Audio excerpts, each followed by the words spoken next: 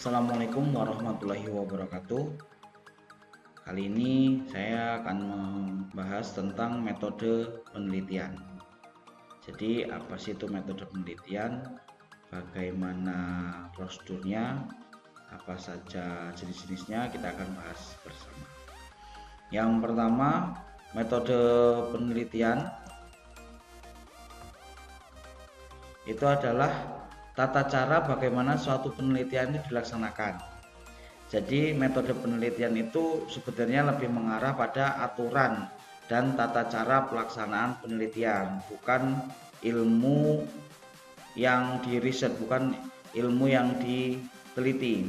Jadi metode penelitian itu adalah tata cara untuk pelaksanaan penelitiannya, bukan tentang risetnya. Kalau risetnya itu metodologi penelitian. Gitu. Jadi metode penelitian secara singkatnya adalah tata caranya. Ya, oke. Kemudian jenis metode penelitian. Jadi metode penelitian itu ada metode historis, ada metode deskriptif, ada metode korelasional, metode eksperimental, dan yang terakhir metode kuasi eksperimental. Nah, yang pertama metode historis. Nah, untuk metode historis ini, penelitian dengan metode historis merupakan penelitian yang kritis terhadap keadaan-keadaan, perkembangan, serta pengalaman di masa lampau dan menimbang secara teliti dan hati-hati terhadap validitas dari sumber-sumber sejarah serta interpretasi dari sumber-sumber keterangan tersebut.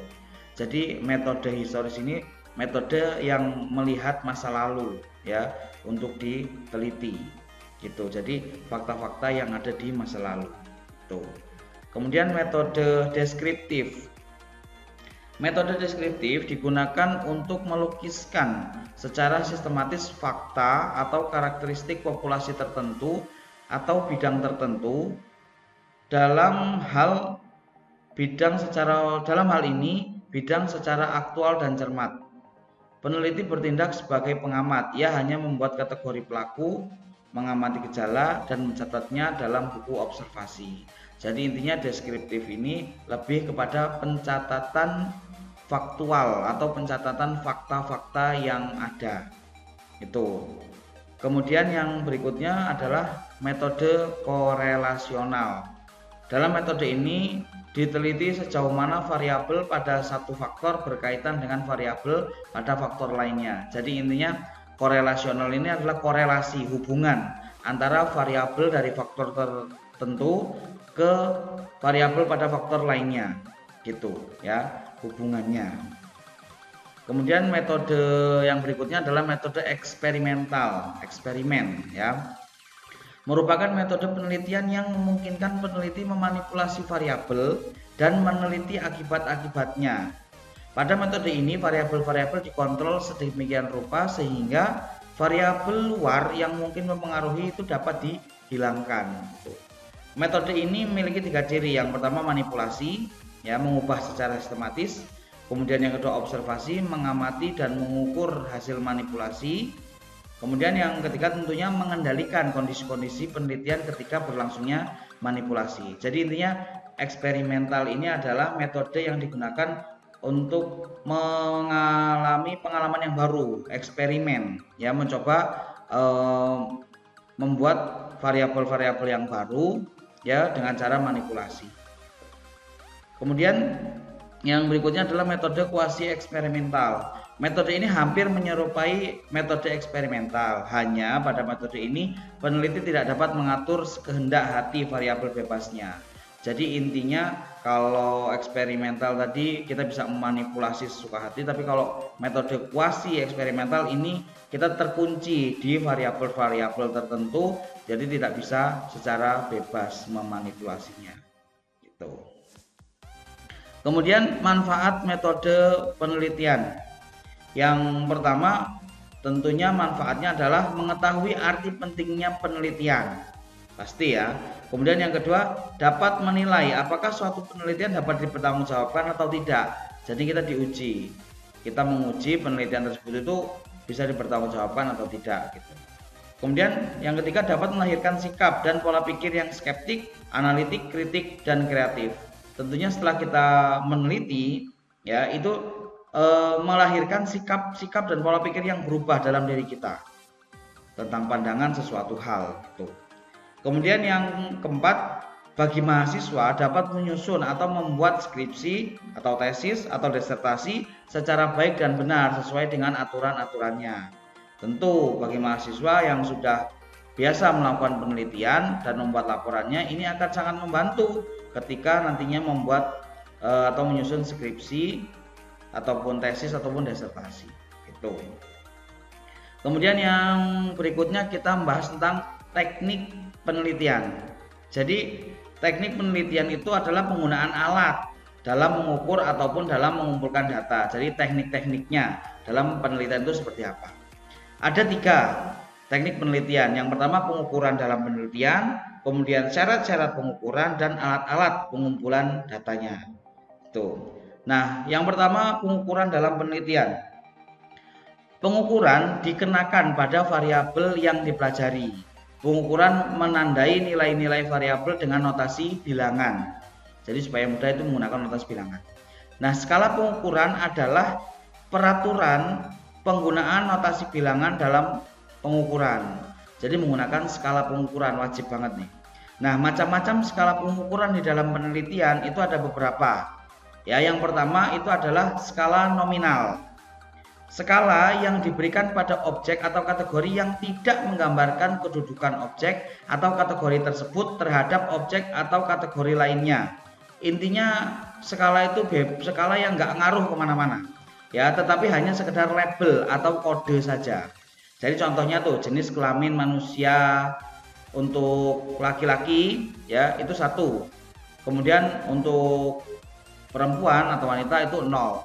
Jadi hanya sekedar notasi saja, hanya sekedar kode saja, tidak berpengaruh ke mana-mana. Jadi itu disebut skala nominal. Kemudian skala ordinal yang kedua. Skala di mana objek atau kategori disusun menurut besarnya. Jadi contohnya itu adalah nilai ujian nih. Dari skala 80 sampai dengan 100 itu predikatnya atau angkanya adalah A. Kemudian 65 sampai dengan 79 itu B gitu. Ya, jadi intinya skala ordinal itu adalah yang disusun itu menurut besarnya. Itu menurut skala ordinalnya. Kemudian yang berikutnya adalah skala interval, yaitu adalah skala di mana objek atau kategori diurutkan berdasarkan suatu atribut yang memberikan informasi tentang interval antara tiap objek atau kategori. Contohnya nih, A itu 1, B itu 2, C itu 3, D itu 4, E itu 5. Interval dari A sampai C itu adalah 2, artinya adalah lompatannya. Ya, lompatnya 2 kali dari A ke B, B ke C itu. Secara perumusan matematisnya adalah C itu adalah 3, kemudian dikurangi A itu 1. Jadi 3 dikurangi 1 maka 2. Maka intervalnya adalah 2. Lompatannya adalah 2.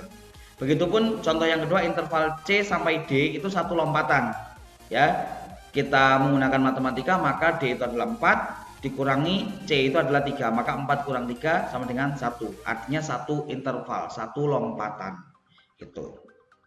Kemudian skala rasio. Skala yang memiliki sifat-sifat skala nominal, skala ordinal, skala interval dilengkapi dengan titik nol absolut. Ya.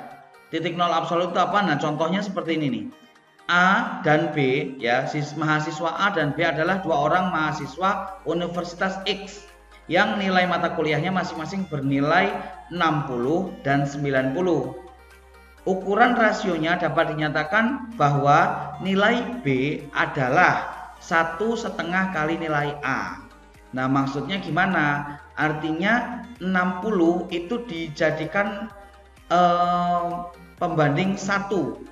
Ya, skala 1. Nah, maka 90 itu adalah 1,5 kalinya, ya, 1,5 kalinya dari nilai 60 gitu. Jadi 90 otomatis 1,5-nya dari 60 gitu. Maka nilai B itu 1,5 kali nilai A. Tuh. Kemudian yang berikutnya kita masuk ke syarat-syarat pengukuran. Untuk memenuhi kriteria sebuah penelitian dianggap sebagai penelitian ilmiah, maka kecermatan pengukuran sangat diperlukan. Syarat-syarat yang harus dipenuhi alat ukur adalah sebagai berikut. Yang pertama, reliabilitas, yaitu seberapa jauh konsistennya alat ukur untuk memberikan hasil yang sama dalam mengukur hal dan subjek yang sama. Jadi jangan sampai alat ukur yang kita gunakan ini menyurut. Misalkan alat ukur yang menggunakan baterai, ketika baterainya masih full itu konsisten tuh, ya itu bagus gitu. Nah kemudian ketika baterainya sudah menurun kapasitasnya, kemampuan pengukurannya menjadi menurun juga. Nah ini perlu hati-hati untuk memilih alat ukur. Kemudian validitasnya, yang berikutnya adalah validitas, seberapa jauh alat ukur mengukur hal atau subjek yang ingin diukur. Contoh, alat untuk pengukuran yang valid mengukur berat badan itu neraca. Jadi gunakan yang memang valid gitu ya, jadi tidak ada pengurangan ataupun kenaikan dari hasil pengukurannya. Kemudian yang berikutnya adalah alat-alat untuk pengumpulan data. Jadi alat untuk pengumpulan data itu bermacam-macam. Yang pertama bisa tes atau soal tes ya. Kemudian yang berikutnya adalah kuesioner atau angket. Kemudian checklist ya, deskripsi gitu, checklist. Kemudian pedoman wawancara. Ini kalau misalkan datanya berupa wawancara, maka kita punya pedoman untuk membuat wawancara itu supaya nggak kemana-mana. Jadi pertanyaannya itu langsung di data apa yang ingin diwawancarai. Kemudian pedoman dokumentasi.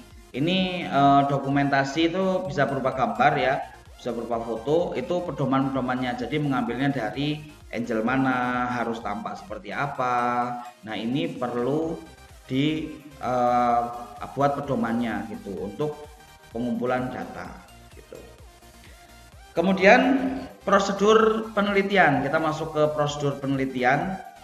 Jadi prosedur penelitian adalah langkah-langkah atau urutan yang harus dilalui atau dikerjakan dalam suatu penelitian. Secara garis besar ada 3 tahapannya. Ini secara garis besarnya ada 3. Tentunya dalam sebuah penelitian yang pertama kita perencanaan, kemudian pelaksanaan, kemudian penulisan laporan. Ya, yang ketiga. Nah, pada tahap perencanaan kita itu yang kita lakukan adalah meliputi pemilihan judul, perumusan masalah, kemudian hipotesis. Itu tahap perencanaan. Kemudian tahap pelaksanaan itu meliputi pengumpulan data atau informasi, analisis data dan penarikan kesimpulan.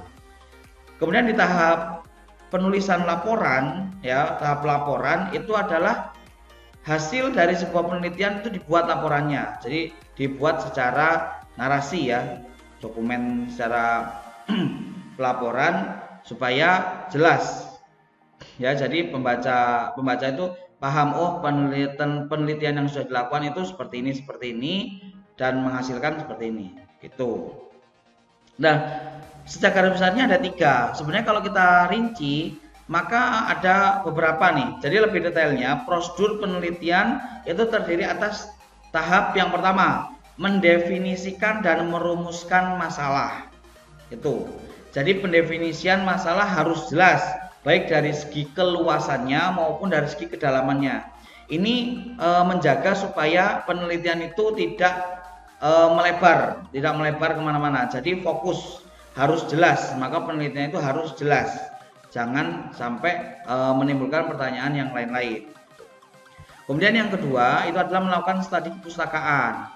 Maksudnya apa? Kepustakaan itu mengacu pada teori-teori yang berlaku dan dapat dicari dan ditemukan pada buku-buku teks atau penelitian orang lain. Jadi mengacu pada buku-buku kepustakaan yang maksudnya itu adalah sudah ada sebelumnya. Jadi studi kepustakaan itu kita mempelajari dulu dari buku-buku sebelum kita meneliti. Oh ternyata sudah ada yang membuat penelitian bahwa dulunya seperti ini. Jadi kita punya acuan gitu. Kemudian yang berikutnya adalah merumuskan hipotesis. Hipotesis itu merupakan pernyataan atau anggapan yang sifatnya sementara tentang fenomena yang akan diselidiki. Berguna untuk membantu peneliti menuntun jalan pikirannya agar mencapai hasil penelitiannya. Yang dihipotesiskan adalah pernyataan yang ada pada rumusan masalah. Jadi ingat nih, di dalam perumusan hipotesis ya, hipotesa atau dugaan, itu harus fokus kepada poin yang pertama, yaitu pada perumusan masalah, sehingga tidak menimbulkan pertanyaan atau dugaan-dugaan yang lain-lain. Kemudian menentukan model atau desain penelitian. Model yang dipakai itu bisa berupa model matematika, atau pada tahapan ini sebenarnya bisa digunakan untuk menentukan desain penelitiannya. Jadi penelitian ini mau didesain seperti apa sesuai dengan kebutuhannya. Tuh. Kemudian yang tahapan berikutnya adalah mengumpulkan data. Ya, data ini harus dicari dengan teknik yang sesuai. Jadi tekniknya misalnya wawancara, ya maka harus wawancara, ataupun misalkan melalui tahapan teknik observasi ke lokasi langsung, maka observasi. Kemudian tahapan berikutnya adalah mengolah dan menyajikan informasi. Nah, setelah data tadi dikumpulkan, ya, selanjutnya diolah sehingga informasi yang tersaji itu lebih mudah diinterpretasikan dan dianalisis lebih lanjut. Misalnya dalam bentuk tabel, grafik, nilai statistik, dan lain sebagainya. Intinya di sini kita menyajikan informasi atau menyajikan data yang sudah kita dapatkan ke pembaca. Seperti ini loh hasilnya. Itu. Nah, setelah itu berikutnya menganalisis dan menginterpretasikan. Ya, jadi hasil olahan tersebut dianalisis lebih lanjut dengan menggunakan alat-alat analisis yang sesuai agar dapat dihasilkan kajian yang cukup tajam, mendalam, dan luas. Jadi hasil dari ini tadi itu dianalisa menggunakan alat-alat tertentu yang sesuai, sehingga nanti akan didapatkan tahapan yang berikutnya, yaitu adalah kesimpulan. Jadi pada tahap ini peneliti membuat kesimpulan yang sesuai dengan hipotesis yang diajukan.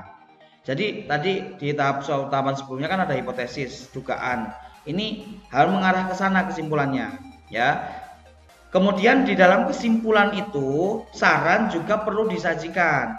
Karena apa? Karena sebuah penelitian biasanya mempunyai keterbatasan atau asumsi-asumsi, ya. Maka biasanya saran itu melekat dengan kesimpulan. Jadi kesimpulan yang sudah dapat seperti ini, namun memberikan saran juga bahwa untuk penelitian berikutnya mungkin perlu diperbaiki seperti ini, seperti ini, seperti ini. Kemudian tahapan yang paling terakhir dalam sebuah penelitian tentunya membuat laporan, ya. Nah, laporan ini tentunya untuk formatnya itu bisa disajikan menggunakan format-format tertentu sesuai dengan kebutuhan. Itu, ya. Mungkin itu saja yang kita bahas bersama tentang metode penelitian. Terima kasih atas perhatiannya. Mohon maaf atas salah kata. Saya akhiri. Wassalamualaikum warahmatullahi wabarakatuh.